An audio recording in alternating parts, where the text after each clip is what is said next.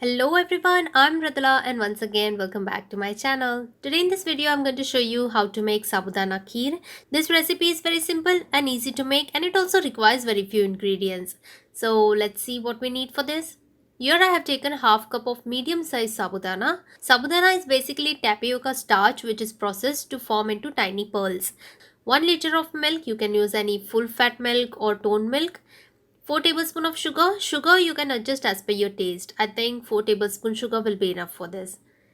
1/4 teaspoon nutmeg powder and 1/4 teaspoon green cardamom powder. I have taken some raisins, cashews and chironji. You can use almonds or pistachios if you like. So first we will start by soaking sabudana.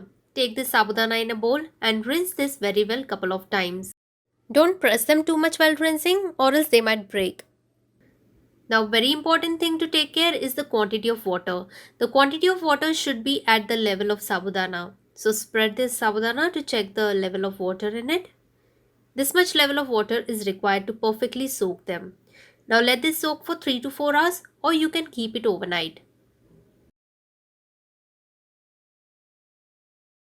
Sabudana has been soaking for 4 hours, so now we can start making our kheer.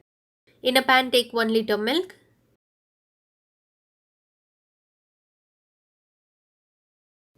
Keep the flame on medium high and let this milk comes to rolling boil. Milk has started to boil, now lower the flame and add in soaked sabudana. As soon as you add sabudana, you need to keep on stirring it because sometimes the milk can split. So keep the flame on low and keep on stirring constantly. Cook this until sabudana turns from white to translucent. It might take around 8 to 10 minutes. After cooking this for 10 minutes, it has become soft and translucent. Now add in sugar. Give few more minutes for sugar to dissolve. Also from time to time keep on scraping the cream from the sides of the pan.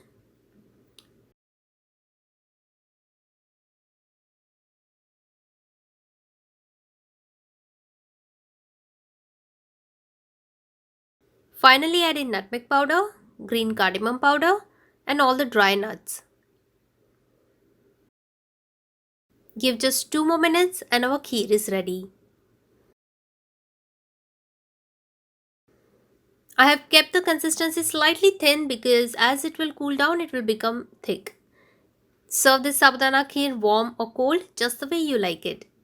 So my dear viewers, I hope you like this video. If you liked it, then give it a like, share this video with your friends and family, and also please do subscribe my channel by clicking on the red subscribe button which is right below this video. I will be back soon with a new recipe video. Till then, take care. Bye bye.